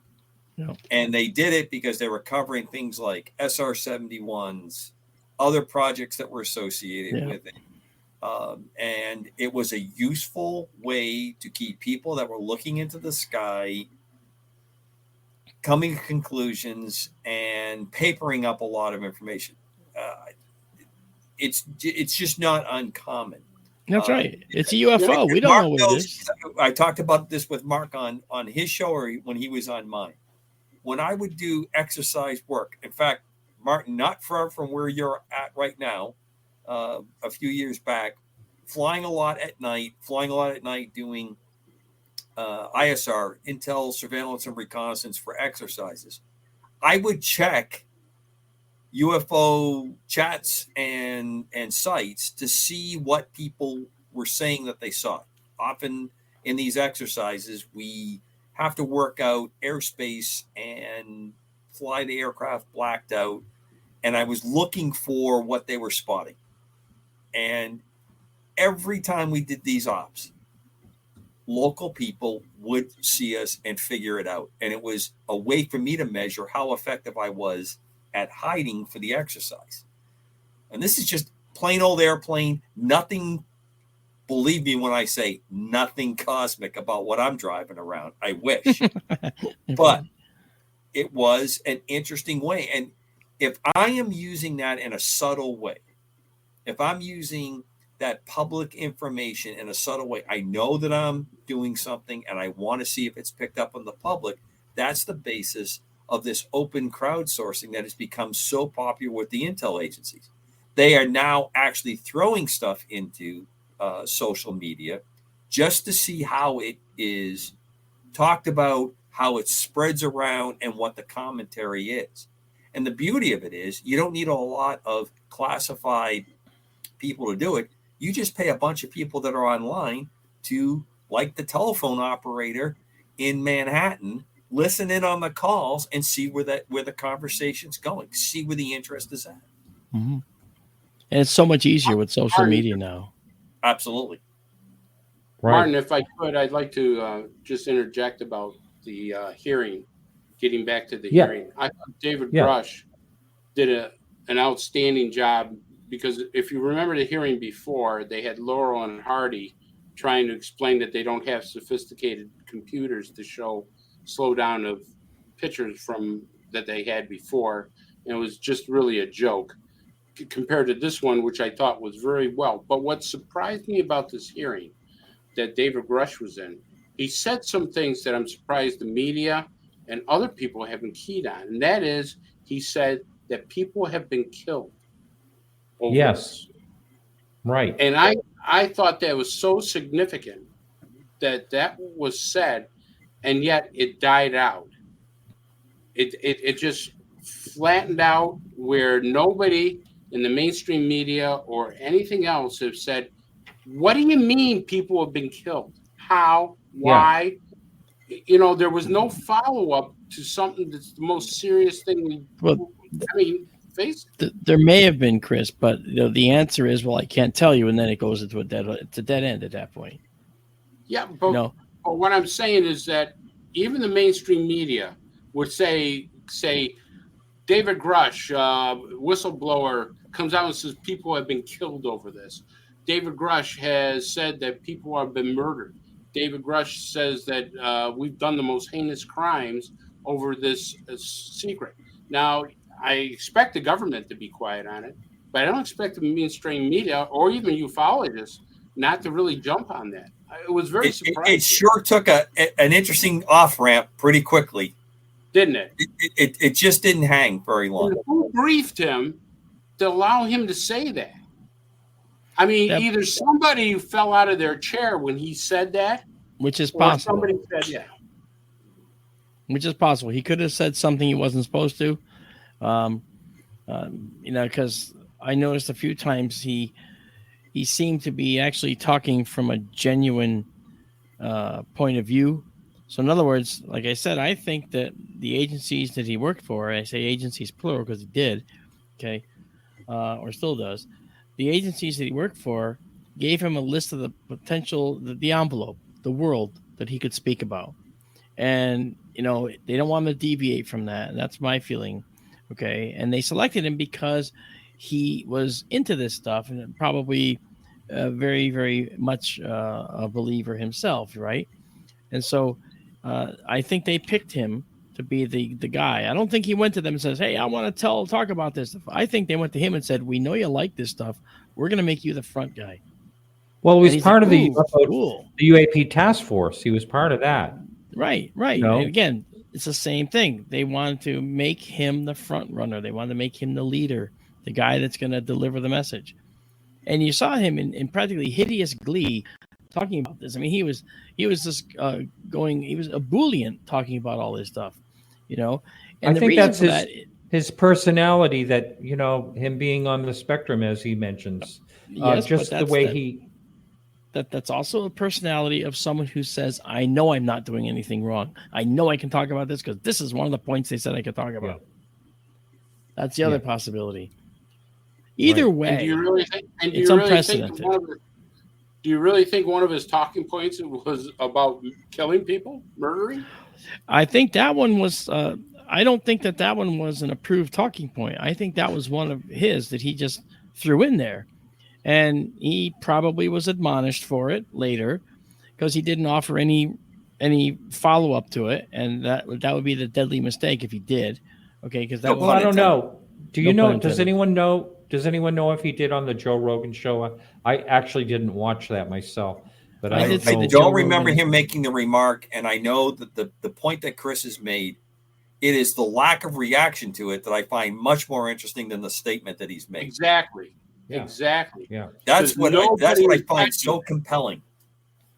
Well, it was also pretty shocking to everybody watching because he's making all these revelations and everyone's heads exploding. And oh, by the way, people died. Yeah. Okay, but we have alien vehicles. And bodies. Tell me something I don't know. We know that. Yeah. All right, so let's move on to the Peru attacks. That was really bizarre. What's going on in Peru? It seems to be something going pretty recently. Yeah. Until it's dropped off. Yeah, they said the government came in and said that it was, they were just gold miners that were illegally mining gold, right. And they had the jetpacks. Well, that's baloney. Jetpacks cost $250,000 to $400,000 a piece. There's no way that people are going to have several of them, which was just a really bizarre statement, in my opinion. I don't know. I did have someone. These people were terrified, though. I mean, you look at this picture right here. This is not a good example, but there are some pictures and videos of these people. They were just horrified of whatever it was. But those are folks that, in general, they'd probably be amazed by a technology that we take for granted as well, because they probably haven't had the exposure to that kind of advanced technology before. So I know, but do you think they really had jetpacks? No, I don't think they had jetpacks. I think that's a misidentification based on, some tool that the miners, if that's what they were, and I tend to believe that story, actually. I tend to think they were miners, illicitly mining. They may have been especially if we have any kind of rare earth mineral involved with this. Yeah.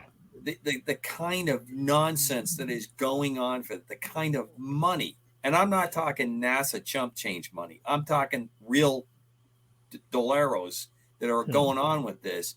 Doesn't surprise me that this is going on. One of the pictures you popped up there, Martin, shows what looks like a jetpack. And I got to tell you, It's on the iPhone, right? Body position on that looks like somebody who's in a rig. It looks like, see the feet? That's something you see people at resorts using and flying with. Right. You know? So that doesn't. But why would they do it anyway? Just to terrify? I mean, no, I think that there's probably some function. And of course, if you're going to go to people that are highly superstitious, what's your first thing you're going to do? You want to keep them away. So what do? You play on their fears. You know? So maybe they come up with some things with their fears. And maybe they did find a guy that has a jetpack and flew it around on only one day. Okay, thanks. It was supposed to be 3 of them. There were 3 of them. Maybe so. Maybe so. Yeah. Maybe they did, but maybe it was to set up the whole premise to keep people away, and that was worth the expense to bring someone in to just fly around and strike fear into the hearts of people around there. I mean, I might do that if I was trying to do that, right? I might figure out a way to scare the populace if I was the guy doing that, right? I mean, if I was a rotten, no good, money grubbing person, which I'm not. But Martin, nobody got hurt. No, I mean, I think someone did get their neck, their throat cut or something. Yes. Okay. Yeah. By how? By a knife? I don't know, but I think there was someone injured at first. But I'm not. That's what I remember, and it's just off the cuff. I can't tell you for sure. Right. We only have about 5. If I'm an alien with sophisticated equipment, I'm sure that if you're going to get blasted by something, you're going to have a hole through your body or something of that. You know what I mean? If somebody got a cut on their neck or something of that nature, yeah. I mean, you guys want. Let me throw a quick one out on you. Aliens don't walk around with butterfly knives. Right. Yeah. But how about if somebody is suspended by a cable or a rope and they look like they're flying, and in the dark you get caught up on your neck or an arm and you get that there's just not enough facts. There's enough things that thrown in there that you want to go on. What I think is really interesting about this is how pervasive this has been going on. And now it's that's right. It's dropped. And it's not only just there, it's also in other parts of South America. I had a guest on my show that was investigating all that, and very similar things happening in other places. But it could be, something organized. I don't know. But we only have like 4 minutes left, something like that. And we can't leave this show without talking about this. Okay. I don't know about you, but as any of you, but as soon as I saw that at the Mexico hearing, I want to say, when was that exactly? Was that November? That was the September 13. Okay. That's when that happened. And Ryan Graves went to that. He was involved in that. And then he apologized to the UFO community because he didn't realize what was going on. He didn't realize Jaime Maussan was a guy that doesn't do any critical thinking. And there's like 15 different situations where Jaime was involved, very similar to that. Yeah, someone had a whole timeline of things that he's done similar. Yeah. So anyway, I don't know. I don't know if anyone has followed up on what the latest is, but he keeps touting that there's total science on this. Has anyone followed up or? He said there's total science on all of his farces he's done. Yeah, and these his own scientists. There's no outside scientists looking at this. I don't know if any of you saw the spoof where someone has this. It looks just like this, and all of a sudden he cuts it. It's a cake. Right. I love that one. So you give an example, right? Real quick. Maussan did that to me. Okay. He basically, I took imaging science to task. That he was showing me some images, and I said, no, this is a hoax. You got this UFO sighting is a hoax. You've got this tiny 3-foot UFO on top of a building. It's not 30 feet like the kids are saying. I can see the reflection of the roof, and based on the amount of the roof I can see, I can project it's about 3 feet above the roof. on a pole. Okay. Suddenly the kids change their story. Oh yeah, actually it was a 3-foot UFO, not a 30-foot UFO, trying to reclaim it.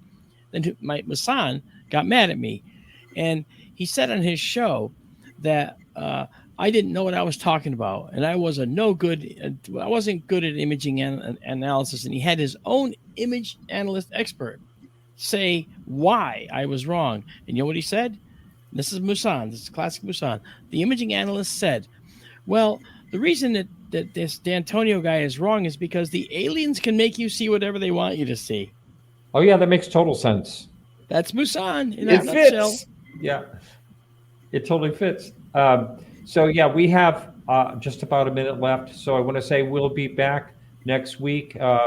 Marc D'Antonio was our soft Don Ecker tonight, a very soft Don Ecker. And I like Don. He's great. And we love Don, too. Yeah, he's a good friend. There's a place in the world for everyone. So, and for Don as well. And we'll welcome him back next week. But anyway, thank you very much, Mark, for filling in. That wasn't the least bit uncomfortable. That one actually went really well, Martin. Thanks. Thank you, guys. I think Mark, it's great to see you. Chris, good to see you guys. I'll be back maybe someday. Yes, Mark, we'll have to have you back on. It was wonderful. Happy New Year to the Happy New Year to everyone. Everyone, have a wonderful 2024, and we'll be back next week. We're not sure what the topic will be, but we'll figure something out. They're going to be coming. That will wrap it up for us all. Good night, everyone. And as they say down in South Carolina, good night, y'all. No. Y'all. Wow.